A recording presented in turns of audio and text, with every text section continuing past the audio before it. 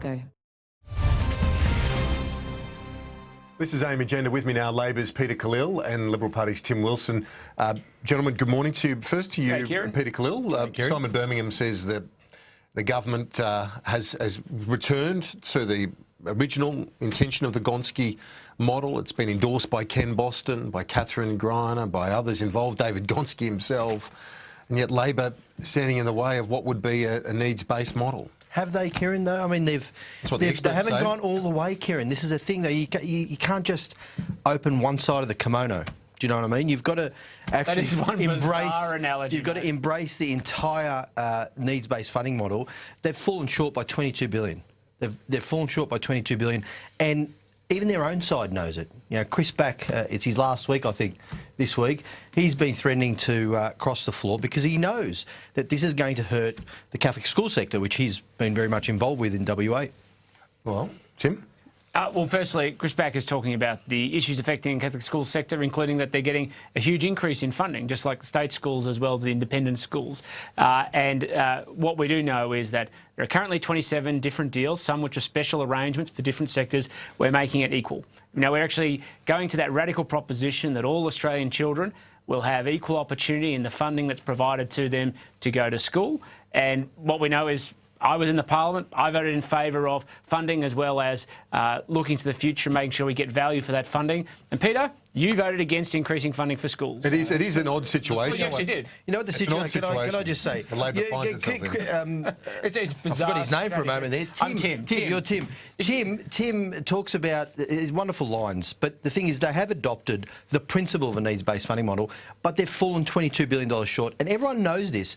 We know that the education union know it. So you knock back $20 billion. You knock back the 18 or $20 billion. Well, there's been some negotiations they've had with the Greens to try and make it look a little bit better, but they're still falling far Labor's short argument of the actual doesn't seem to make sense funding that's going to schools. But Labor's logic just doesn't seem to pass the pub test. They're putting more money in, tick. It goes needs-based, tick. Ken Boston, former Secretary of Education in New South Wales and South Australia, gives it the tick. I mean, the Labor argument just doesn't seem to make sense. Let's talk about the pub test, mate. Like, if you go into a pub and you said, Labor has a policy to give you the full Monty, if you like, do it if you're elected to give you all of the money that's there, and this mob is doing a carbon copy or a sort of very pale imitation of what we are committing to doing, and then claiming that we wouldn't do it anyway, so therefore accept this deal. But why not take the progress? I think it makes a lot of sense. As Paul Keating said, take the progress, and others have said, take the win. Anthony Albanese made the point. I'm just saying what Anthony Albanese said. Well, there are some things. Take the win, move on. This is politics, and it's a contesting of ideas. It's a contesting of policy positions. We've put our policy position forward. We think we should be funding this to the full funding envelope. Do it if you're elected next time. Well, that's something that has to be considered, absolutely. But we are absolutely opposed to the fact that they are not putting forward all of the funding that should be there for schools. And there's a couple of other issues with their proposal. It's not exactly just tick needs-based funding. It's not just tick. There are some issues with the way that they are funding this, because some of the shortfalls are with public schools as well as Catholic schools. There are rare times in a media interview where I actually want Peter to keep speaking, because he's just continually going over the absurdity of Labor's current position. No, it's not absurd. Wait, hang on. We have funded the Gonski model, needs-based, as you've gone tick, tick, tick, tick. Labor has voted against it, which is bizarre, frankly. You'll always argue for more of one thing or more of another. When it comes down to it, if you're giving schools certainty of a decade-long funding commitment and then driving through reforms to deal with making sure that we get better outcomes... You've adopted Labor policy, is that what you're saying? No, we haven't said... Well, you just said it. You just said that you've adopted Labor's Gonski modelling, needs-based funding model. But guess what? You haven't done it fully. Peter, and you haven't done it correctly either. Calm down. Oh, we have adopted. Don't be patronising. No. I actually stopped and didn't listen throughout that whole discussion. Peter. We've adopted needs-based funding. We've adopted from a very simple proposition that every Australian child should have equal opportunity in the resources available. A couple of years ago, you were totally against it. Let's hear Peter, please, without interruption. Come on. One of the key things that we've done as part of the 2.0, extending the existing program and giving a decade-long commitment of funding, is to focus on how we get outcomes. outcomes. It's not just about money going in, it's actually about making sure we have the best performing students going out. So it is a full package, not just the funding package that you guys have been focusing on, the AU has been focusing on, and I'm fully supportive. Let's move on. I want to talk about energy because this is the big one this week in terms of the coalition. Another meeting tomorrow, report out by a former ABARE chief, sponsored by the Minerals Council. It has to be put on the table that it was Minerals Council sponsored analysis, but still the individual, Fisher, the former head of ABARE, has done these numbers, questioning the Finkel modelling as clean energy versus business as usual. He says the numbers don't stack up necessarily. That'll be the Abbotts of the world. They'll jump on that, won't they? Well, there's always assumptions that go into every type of modelling. There's under Labor government policies, under Liberal government policies, and this is part of the scrutiny process. That's why you actually have to produce reports and have them publicly disclosed so people can critically analyse them. I think the Finkel report has actually provided a good foundation for the start of a discussion around dealing with the challenge we face around security network, affordability and pricing, and also making sure that we reduce emissions. Comfortable with the idea of a government-funded or underwritten coal-fired power plant, as Barnaby Joyce seemed to keep open that option yesterday?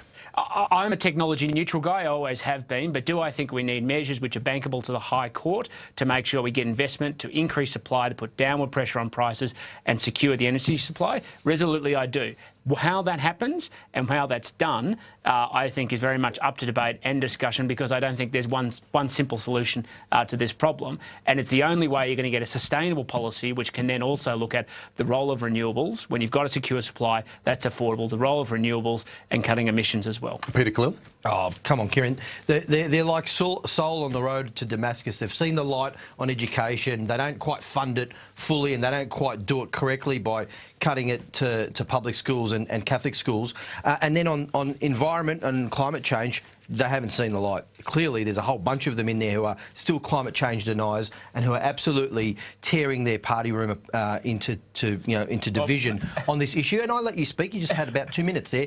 So the thing is with this, we know, and we've said all along, that you need to have either an emissions intensity scheme or a clean energy target. We need to address this issue. There needs to be certainty for the market.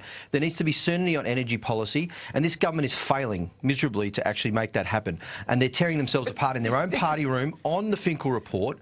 Everyone knows that this needs to be done. We've tried to reach out over the aisle with some bipartisanship to say, let's get this done. Let's end this for the benefit so that we can have actually a secure, safe, reliable energy flow for Australia, and it's a national interest in the future. And you have failed miserably. Let's hear Tim's response. This is ridiculous. We have commissioned a major report. The report has come in. We're now considering it and what the government policy is. Yes, we should have policy certainty. I completely agree with that. I don't think Finkel achieves all of that. I think it's part of a package of achieving that, and that's what we're analysing. And Peter, you weren't even in that part. You've got your Deputy Prime Minister putting down coal, wanting to pay for money for coal-fired plants. In the party room meeting we had last week, it was one of the most constructive discussions and informed discussions. You were included on one of those lists. I received a list, and a number of other journalists received the same list of people who were for and against the Finkel proposal. You were on the list as against that. And you've just heard my position, and if you still say that it's against, it shows the complete inadequacy of the person who wrote the list. It's complete rubbish.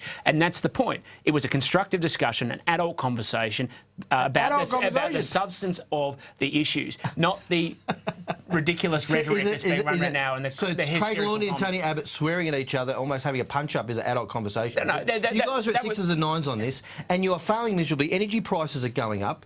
Electricity prices are going up. We need to address this issue, and you have failed again. Okay, finally, you can conclude. 1 minute left, but can you reach a landing point that's going to keep everyone happy? I am absolutely confident we can reach a landing point which delivers security of the network, affordable prices, as well as cutting emissions. But it doesn't come from the hysterical position that is being put forward by Labor, which is saying the only way you can do it is with everything that is in the Finkel report. It needs that plus more. We're going through what is the plus more. Tim Wilson, Peter Khalil, good to see you both. Thanks for that. Thanks, Kieran. And thanks for that analogy.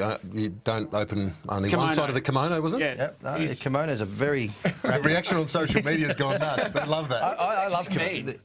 You think about it. We'll talk to you soon. A quick break back in just a moment.